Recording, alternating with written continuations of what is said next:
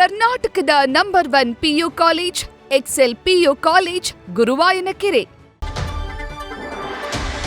ಇನ್ನು power centre ಆಗಿ ಬದಲಾಯಿತು ಮಲ್ಲಿಕಾರ್ಜುನ್ ಖರ್ಗೆ ಅವರ ನಿವಾಸ.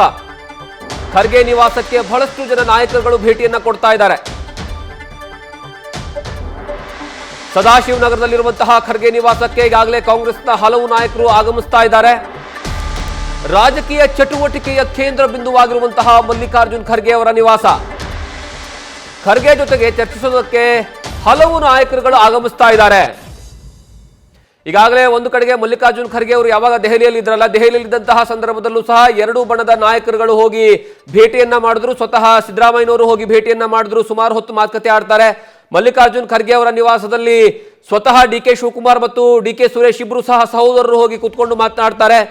ಅದಾದ ಮೇಲೆ ತಮ್ಮ ಶಕ್ತಿ ಪ್ರದರ್ಶನವನ್ನ ತೋರಿಸುವಂತಹ ರೀತಿಯಲ್ಲಿ ಒಂದು ಕಡೆಗೆ ನೇರವಾಗಿ DK ಶಿವಕುಮಾರ್ ಬಣದ ಕೆಲ ಶಾಸಕರುಗಳು ಹೋಗಿ ಭೇಟಿಯನ್ನ ಮಾಡ್ತಾರೆ. ಈಗ ಯಾವಾಗ ಮಲ್ಲಿಕಾರ್ಜುನ್ ಖರ್ಗೆ ಅವರು ವಾಪಸ್ ಬೆಂಗಳೂರಿಗೆ ಬಂದ್ರಲ್ಲ ನೆನ್ನೆ, ಆವಾಗಿಂದನೂ ಸಹ ಮಲ್ಲಿಕಾರ್ಜುನ್ ಖರ್ಗೆ ಅವರನ್ನ ಭೇಟಿ ಮಾಡೋ ಸಲುವಾಗಿ ತುದಿಗಾಲಲ್ಲಿ ಬಹಳಷ್ಟು ಜನ ಕಾಂಗ್ರೆಸ್ ನಾಯಕರು ಇದ್ರು. ಈಗ ಅವರ ಮನೆಯ ಬಾಗಿಲಿಗೆ ಬಹಳಷ್ಟು ಜನ ನಾಯಕರುಗಳು ಬರ್ತಾ ಇದ್ದಾರೆ ಅನ್ನುವಂತಹ ವಿಚಾರ ಗೊತ್ತಾಗ್ತಾ ಇದೆ. ಇನ್ನು ಈ ವಿಚಾರಕ್ಕೆ ಸಂಬಂಧಪಟ್ಟ ಹಾಗೆ ನಮ್ಮ ಪ್ರತಿನಿಧಿ ಹರೀಶ್ ಹೆಚ್ಚಿನ ಮಾಹಿತಿಯನ್ನು ಕೊಡ್ತಾರೆ. ಹರೀಶ್, ಈಗ ಸದ್ಯ ಕರ್ನಾಟಕದಲ್ಲಾಗಿರ್ಬೋದು ಅಥವಾ AICC ಮಟ್ಟದಲ್ಲಾಗಿರ್ಬೋದು ಬಹಳಷ್ಟು ದೊಡ್ಡ ಮಟ್ಟದಲ್ಲಿ ಪವರ್ ಸೆಂಟರ್ ಅಂದ್ರೆ ಅದು ಮಲ್ಲಿಕಾರ್ಜುನ್ ಖರ್ಗೆ. ಇನ್ನು ಕರ್ನಾಟಕದ ರಾಜಕೀಯ ಪೂರ್ತಿ ಗೊತ್ತಿರುವಂತಹ ನಾಯಕ. ಇಂತಹ ಸಂದರ್ಭದಲ್ಲಿ ಬಹಳಷ್ಟು ಜನ ಶಾಸಕರುಗಳು ಹೋಗಿ ಭೇಟಿಯನ್ನ ಮಾಡ್ತಿದ್ದಾರೆ ಅಂತ.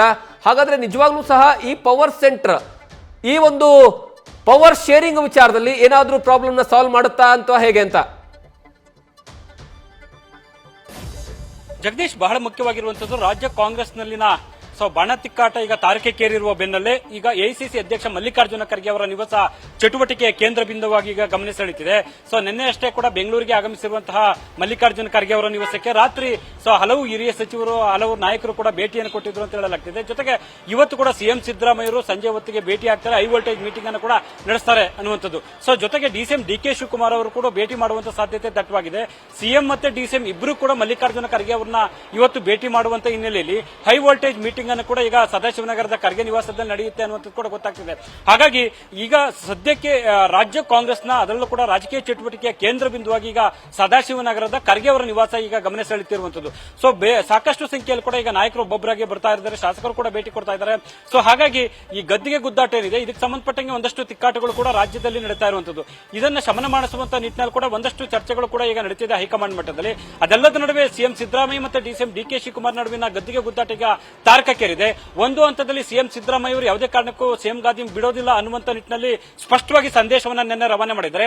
5 ವರ್ಷಗಳ ಕಾಲ ನಾನೇ ರಾಜ್ಯದ ಮುಖ್ಯಮಂತ್ರಿ ಆಗಿರ್ತಾನೆ, ಮುಂದಿನ ಬಜೆಟ್ಗಳನ್ನ ನಾನೇ ಮಂಡಿಸ್ತೇನೆ ಅನ್ನುವಂತ ಹೇಳಿಕೆ ಕೊಡುವ ಮೂಲಕ ಯಾವುದೇ ಕಾರಣಕ್ಕೂ ಈ ಒಂದು CM ಗಾದಿಯನ್ನ ಬಿಟ್ಕೊಂಡು ಕೊಡೋದಿಲ್ಲ ಅನ್ನುವಂತ ಸಂದೇಶವನ್ನ ರವಾನೆ ಮಾಡತಕ್ಕಂತ ಪ್ರಯತ್ನ ಮಾಡಿದ್ದಾರೆ. ಆದ್ರೂ ಕೂಡ ಅಂತಿಮವಾಗಿ ಹೈಕಮಾಂಡ್ ನಿರ್ಧಾರ ತೀರ್ಮಾನ ಅನ್ನುವಂತ ಮಾತನ್ನು ಹೇಳ್ತಿದ್ದಾರೆ.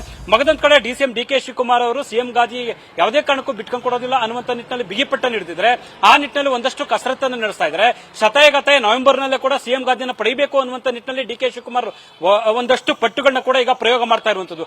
ಈ ಹಿನ್ನೆಲೆಯಲ್ಲಿ ಇವತ್ತು ಮಲ್ಲಿಕಾರ್ಜುನ ಖರ್ಗೆ ಅವರ ಜೊತೆಗೆ CM ಮತ್ತೆ DCM ಅವರ ಏನ್ ಚರ್ಚೆ ಇದೆ, ಇದು ಸಾಕಷ್ಟು ಮಹತ್ವವನ್ನು ಪಡ್ಕೊಂಡಿರುವಂತದ್ದು. ಜಗದೀಶ್, ನ್ಯೂಸ್ ಫಸ್ಟ್ ನಿರ್ಭೀತಿಯಿಂದ ನಿಮ್ಮ ಪರವಾಗಿ.